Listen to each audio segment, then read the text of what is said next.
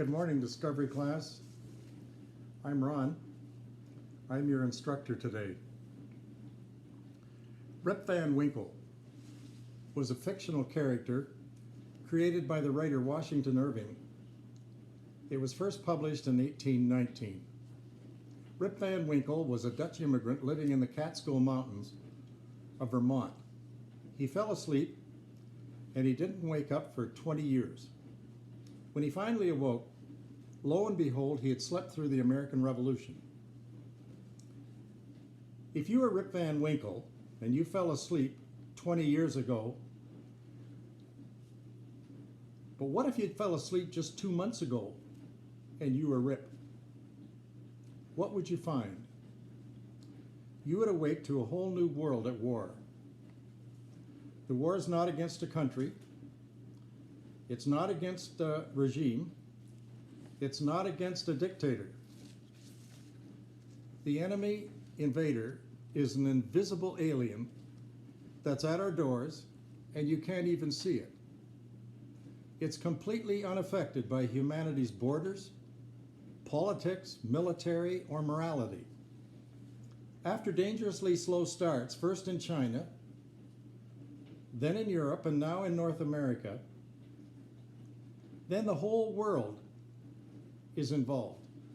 Everyone on Earth, 8.5 billion population, is now mobilizing to face a pandemic. It's called the coronavirus. Everyday life has changed forever.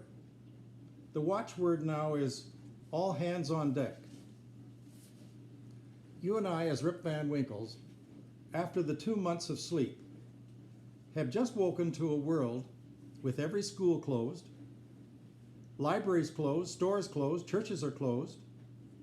We're all locked up in our houses with only the television on. And some of you are saying, oh good, now we can watch sports. NHL has been shut down. There's no hockey. The NCAA, no March Madness in basketball. No horse racing, the Kentucky Derby is off. No golf, the Masters in Augusta, closed down. NBA basketball playoffs, not.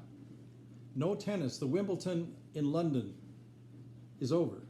No cycling, the Tour de France has been canceled. No Olympics, Tokyo in July does not now want to perform. Everything is shut down. Borders between nations are closed. No trains, no buses, no planes, no shops, no stores, factories, cruise ships, vacations, Disneyland. It's all stopped. All this brings me to what I want to talk about in our class today. Brentview Baptist Church is closed. As I'm speaking to you, the hallways in our church have no lights on. The doors are locked. No one is in the building. This pandemic has hit Calgary and it's affected you and I. There's no stampede this year. No Stampede Church breakfast in the parking lot. No Spruce Meadows for your kids. No Banff trips, no Kananaskis tenting. Our parks are closed. We have an enemy at our door and it's locked us in as a church and we can't get together anymore. And I guess I asked the question, then what are we going to do? Well, I have a solution for you. Brentview Church, I'm going to show you how we're going to get through this. And it's found in the Bible, in the New Testament, in 1 Corinthians chapter 12, verse 12 through 25. The Apostle Paul is the writer. And he's going to answer your troubling questions in the midst of a wicked attack by this coronavirus. Nothing would please the devil more than for us as a church to be divided. Well, he's not going to do that. In these verses from 12 to 25, Paul is going to show you a vaccine that'll help you immunize until we get back together. And the serum has 3 points to it. 1, unity, one body. Diversity, many members. Harmony, the same care, one for another. Paul visited Corinth on his missionary journey, and he stayed there for 16 months. A couple by the name of Priscilla and Aquila were tent makers. That's where he stayed. They came to Corinth from Rome when they were married. She was a Roman, he was a Greek Jew. The Church of Corinth was born in Aquila and Priscilla's warehouse where they sewed tents together for a living. The Apostle Paul was a tent maker, so he was hired by this couple, and therefore he fit right in. Let me tell you a little bit about the city of Corinth. It was called the Las Vegas of its day. The ancient world was a lot like our world here in North America, and it was a lot like the city in the state of Nevada. Ancient Corinth had a population at the time of Paul of about 90,000. It was the same size as Red Deer or Medicine Hat. Corinth housed a temple of Aphrodite. It was a goddess of fertility, or they'd call it the goddess of love. And the temple hired 1,000 prostitutes to serve its warriors. A sea captain coming in to the south end of Greece would go all the way around the Peloponnese Peninsula and not go into Corinth, because if he did, he'd lose his crew, and he'd have to hire a whole new group. Black figurine pottery was a popular manufacturing tradition there, and it was sold in the whole of ancient world. Corinth being a port city, much of what came into Greece and South Europe came through the city of Corinth. Houses and shops had indoor plumbing. It was very modern, very up to date. Corinth was a sports city. It was in that city that they had the Isthmian Games, of which the Olympic Games were born. They started in Corinth, and then they moved over to the Olympia. During that time of Paul, there were three groups of people that lived in Corinth. There were the Greeks, there were the Romans, there were the Jews, and there was the cheap labor that came in from North Africa. In the midst of all this church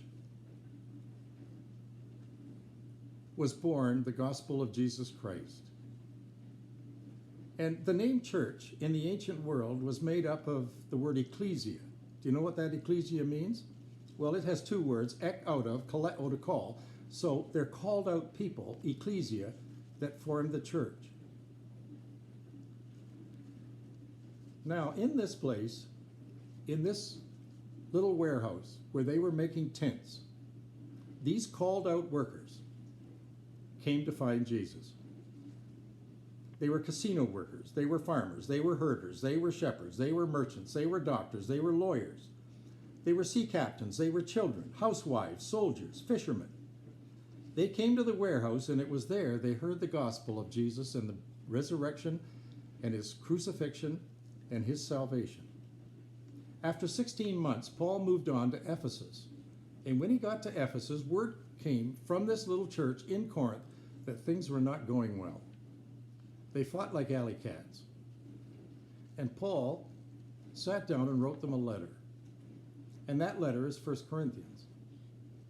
And in the 12th chapter, he's going to show you how do these people in this little tent city, in the warehouse, how are they going to get along?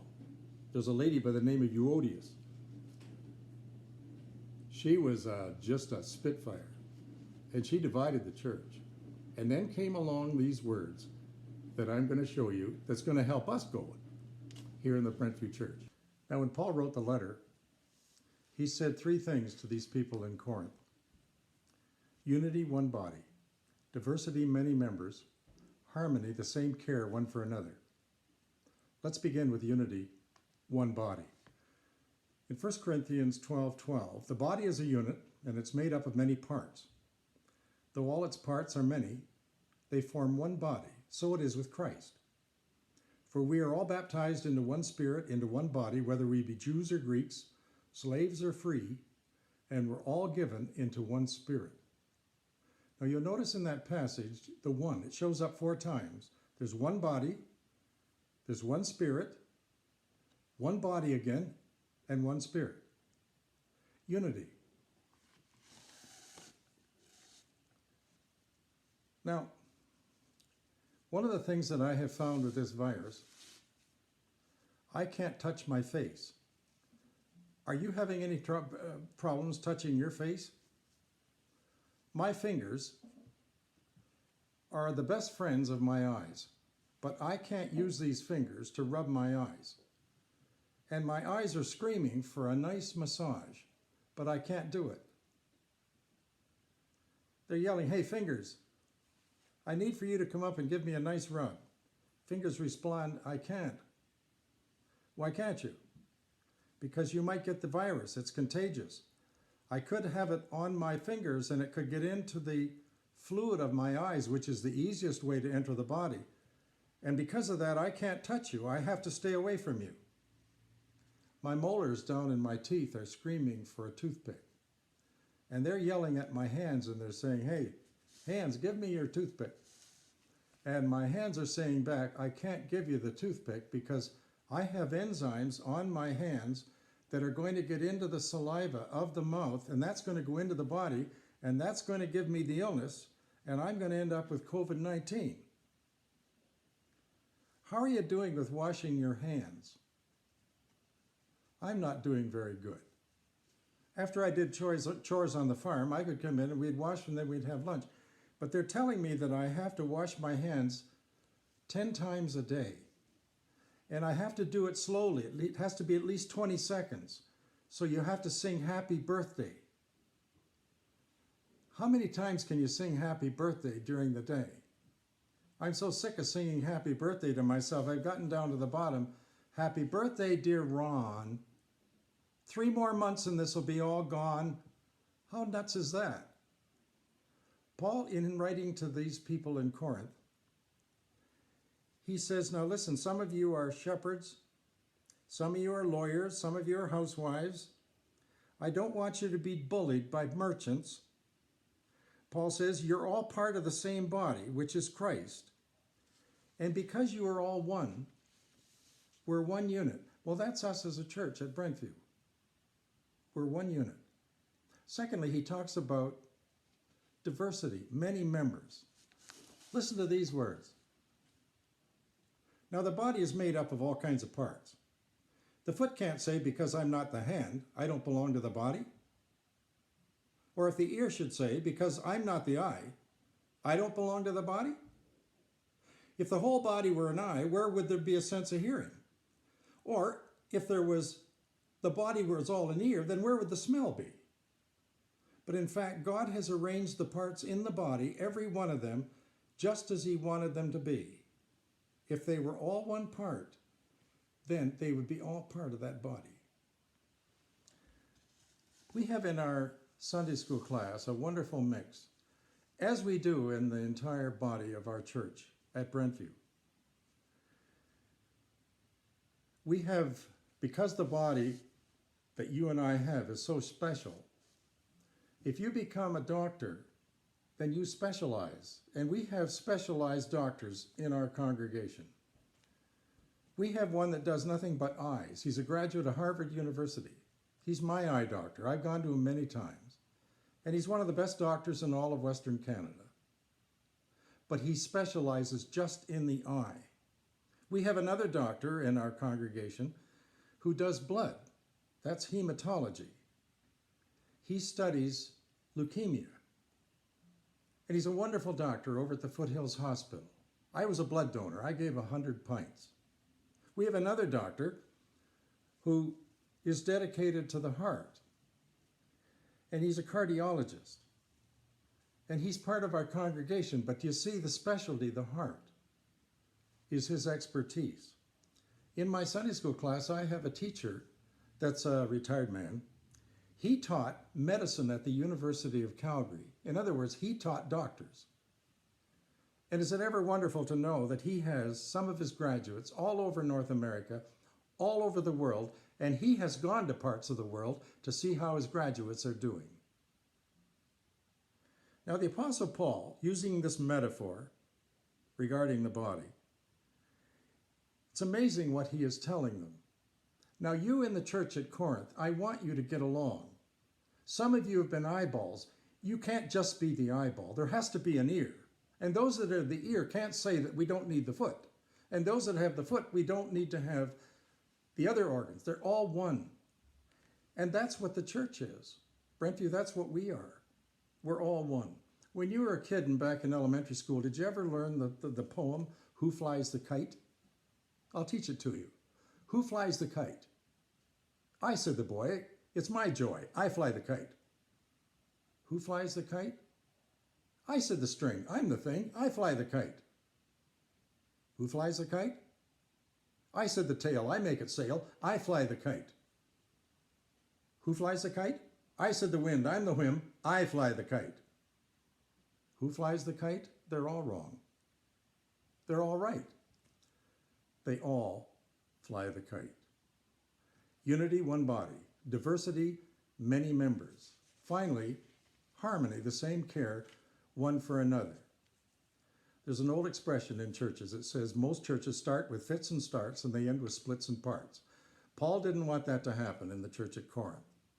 The biggest enemy in any church is the word harmony, where people don't get along. But if they get along, and I'll show you a church that's probably the flagship of that whole town or village.